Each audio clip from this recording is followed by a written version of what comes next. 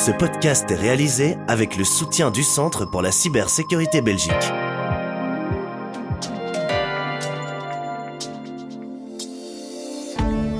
Ravi que vous écoutiez 7 sur 7, votre podcast quotidien. Nous sommes le mardi 3 septembre et votre podcast aujourd'hui est animé par Anne Marchand. Bonjour à tous et à toutes, à la une dans votre podcast Z sur 7. 16 ans après le FortisGate, le dossier est rouvert. Michael Modric-Amen poursuit BNP Paribas en justice pour le groupe Ageas et les anciens actionnaires de Fortis.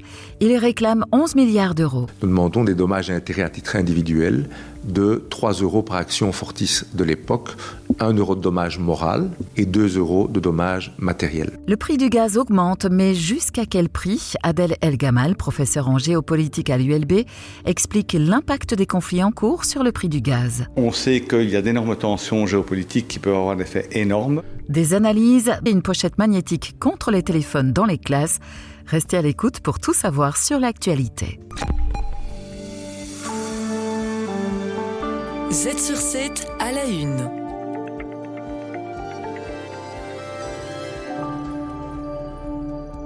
Michael Modric-Amen, l'avocat de l'assureur Ageas, réclame 11 milliards d'euros à BNP Paribas.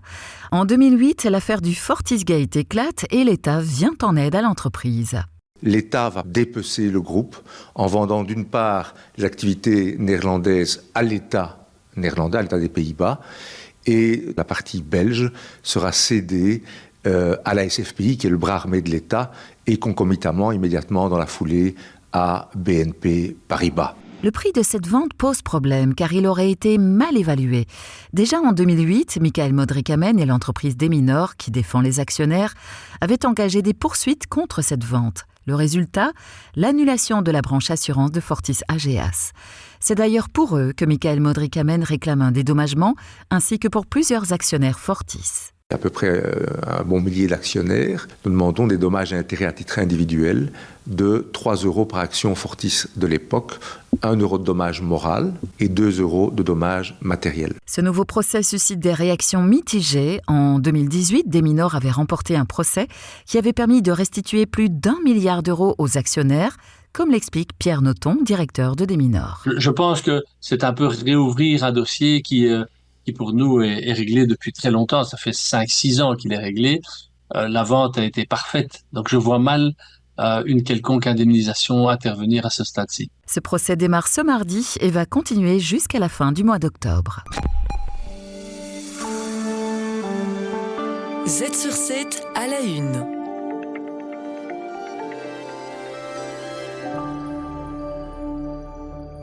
Selon une prévision publiée par le journal L'Écho, le précompte immobilier augmentera de 3% d'ici 2025. Il est calculé sur la base du revenu cadastral indexé. Roland Rossou, avocat fiscaliste chez Low Tax. Indexé, ça veut dire que chaque année, ce revenu cadastral est augmenté en fonction de l'inflation et l'inflation qui est attendue est de 3%. L'inflation fait grimper la base imposable des propriétaires. Le précompte immobilier change d'une région à l'autre. En Wallonie, la taxe est fixée à 1,25%. Le précompte immobilier varie aussi selon les communes et les provinces. Donc imaginons que la province vote 1000 centimes additionnels, 1000 divisé par 100 ça fait 10, elle devra demander qu'on établisse 12,5% pour elle. Et imaginons une commune qui voterait 3000 centimes additionnels, donc c'est 30 fois la part de la région. Là on serait alors à 37,5%. Et si on additionne tous ces pourcentages, 1,25, 12,5 et 37,5, on arrive à 51,25. Et 51,25 c'est le pourcentage du précompte immobilier. Ce précompte est appliqué au revenu cadastral indexé. L'indexation, elle, dépend de votre lieu de résidence, mais il y a également des exonérations. Des réductions proportionnelles pour improductivité, pour inoccupation. Il y a aussi des réductions ou exonérations à caractère, on va dire, plus social. Tout ce qui est culte, tout ce qui est enseignement, les œuvres de bienfaisance, etc. L'indexation du précompte immobilier est une pratique récurrente. En 2022, celle-ci était de 10%.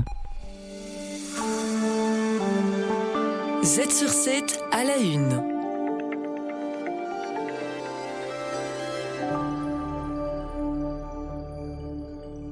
Aujourd'hui, en Belgique, le gaz est proche de 40 € le mégawatt. Quelles sont les raisons de cette hausse cet été ? Adel El Gamal, professeur de géopolitique à l'ULB, nous explique. Il faut vraiment resituer ça sur base de facteurs à la fois ponctuels et fondamentaux. Alors, sur les fondamentaux, en fait, il n'y a pas de grande inquiétude à avoir. Par contre, évidemment, on sait qu'il y a d'énormes tensions géopolitiques qui peuvent avoir un effet énorme. Suite aux attaques ukrainiennes dans la région de Koursk, ville majeure dans le secteur du gaz en Russie, la production de gaz a diminué. L'Asie a aussi augmenté sa demande de gaz depuis 1 an, mais selon Adel El Gamal, nous ne devons pas craindre une augmentation exponentielle. Ça dépend de beaucoup de facteurs dont beaucoup sont attachés d'une énorme incertitude. Je pense qu'on va rester, à mon avis, en dessous des 40 €. Notre dépendance au gaz russe a fortement diminué. Avant la guerre, l'Europe importait 45% de son gaz de la Russie. Aujourd'hui, c'est autour de 10%. Les prix dépendent aussi de la météo. Les conditions météorologiques influent très très largement puisque le gaz est beaucoup utilisé comme moyen de chauffage en Europe. Donc ça va évidemment très fort influencer sur la demande et donc sur le prix de gaz. Le gaz représente 1/4 de la demande en énergie en Europe. Actuellement, nos stocks en gaz sont suffisants, mais l'impact des conflits en cours sur le gaz sont tout de même à surveiller. Z sur 7, le podcast quotidien de Transcanal Z. 2 nations qui ont l'habitude de se rencontrer sur les terrains de football ou aux Jeux Olympiques, cette fois-ci sur les marchés boursiers. Quelle est la situation économique chez nos voisins ? Éric Joly, de la Banque Amro, répond aux 3 questions sur l'actualité boursière. Qui gagne pour le moment entre ces 2 nations sur le terrain boursier ? Mais on voit que la France bat pour l'instant l'Allemagne. Il y a des chiffres qui ont été publiés sur la croissance du PIB pour le 2e trimestre. Et là, on voit que la France a connu une croissance de l'ordre de 0,30%. Par contre, l'économie allemande, toujours la plus importante dans la zone euro, est en contraction, moins 0,10%. Et ce n'est pas tout.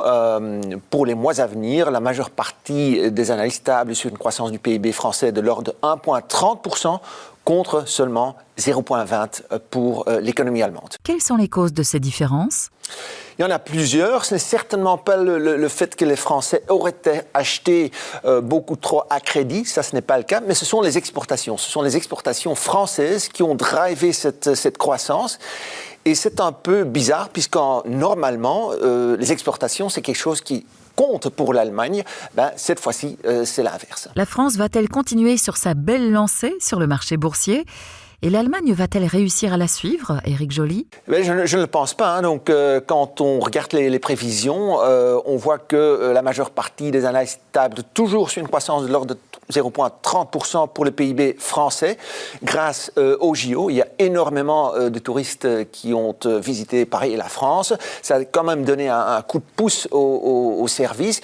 Et on voit même que les ménages, ils ont eu tendance à dépenser beaucoup plus. Donc ça, c'est une bonne nouvelle pour la France. Par contre, on voit que le moral, aussi bien des ménages que des sociétés, n'est pas au beau fixe en Allemagne pour l'instant. La tech au quotidien. Les journalistes de Trends Tendance épinglent une idée technologique qui boostera votre productivité.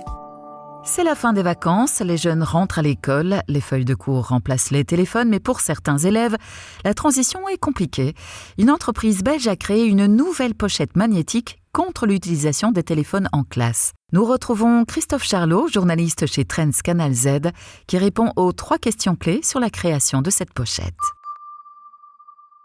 Comment éviter que les jeunes utilisent leur téléphone en classe ? Alors NoPhone, qui est une entreprise qui est basée à Tournai, a développé une solution toute simple en fait. Ce sont des petites pochettes noires dans lesquelles on glisse les smartphones. Les élèves sont invités à les glisser à un certain moment. Et cette pochette est verrouillée magnétiquement. Et ils ne peuvent être déverrouillés qu'à certains moments, de manière plus ou moins stricte selon l'école. Et est-ce que ça marche ? Oui, c'est quand même assez strict comme solution. Ça ne laisse pas beaucoup de possibilités aux élèves d'aller sur leur smartphone. Et par ailleurs, certaines versions des pochettes ont des solutions anti-3G, 4G, 5G, voire anti-Wi-Fi. Donc ça limite et ça empêche théoriquement les bip-bip, les notifications, les appels intempestifs durant les cours. Et en tout cas, ça séduit les écoles, puisque aujourd'hui, 6 écoles en Fédération Wallonie-Bruxelles sont en train de le tester, ce qui concerne quand même 2200 élèves, ce qui est pas mal. Et l'année prochaine, l'objectif est d'arriver à 200 écoles, et donc beaucoup plus d'élèves, avec des solutions qui ne coûtent finalement pas très très cher. C'est entre 8 et 12 € selon le type de pochette. Est-ce qu'on pourrait l'appliquer ailleurs qu'à l'école ? Alors oui, on pense évidemment aux concerts, au théâtre, et donc voilà, pourquoi pas aussi, dans certains cas, aux entreprises. C'est plus difficile d'imposer aux employés de ranger leur téléphone avant d'entrer dans une réunion, mais pourquoi pas ? C'est une solution qui est pas chère, qui est pratique et qui pourrait être mise en place, qui pourrait rendre les équipes un peu moins distraites et plus productives. Merci à toutes et à tous d'avoir écouté le premier podcast de la série Z sur 7. On se retrouve demain pour un nouvel épisode avec cette fois-ci l'analyse de Peter de Keyser qui expliquera les liens entre l'économie et la politique dans l'actualité. Restez à l'écoute de l'astuce en cybersécurité du Centre pour la cybersécurité en Belgique. Z sur 7, le podcast quotidien de Trends Canal Z. Le Centre pour la cybersécurité Belgique. Œuvrons ensemble à un avenir plus sûr dans le domaine de la cybersécurité. Je suis Miguel du Centre pour la cybersécurité belge. Aujourd'hui, quelques informations supplémentaires sur la nouvelle législation relative à la sécurité des réseaux et de l'information pour les entreprises et les organisations de notre pays. Presque chaque jour, dans notre pays, une entreprise est victime d'une attaque cyber grave. C'est pourquoi une nouvelle législation sur la sécurité des réseaux et de l'information a été adoptée au niveau européen et national. Pour environ 2500 entreprises et organisations de notre pays, 4 choses sont rendues obligatoires. 1. L'enregistrement des entités NIS2 auprès du gouvernement. 2. La déclaration obligatoire des incidents significatifs. 3. La prise de mesures de sécurité appropriées en fonction d'une analyse des risques. Et 4. La formation de la direction et du personnel.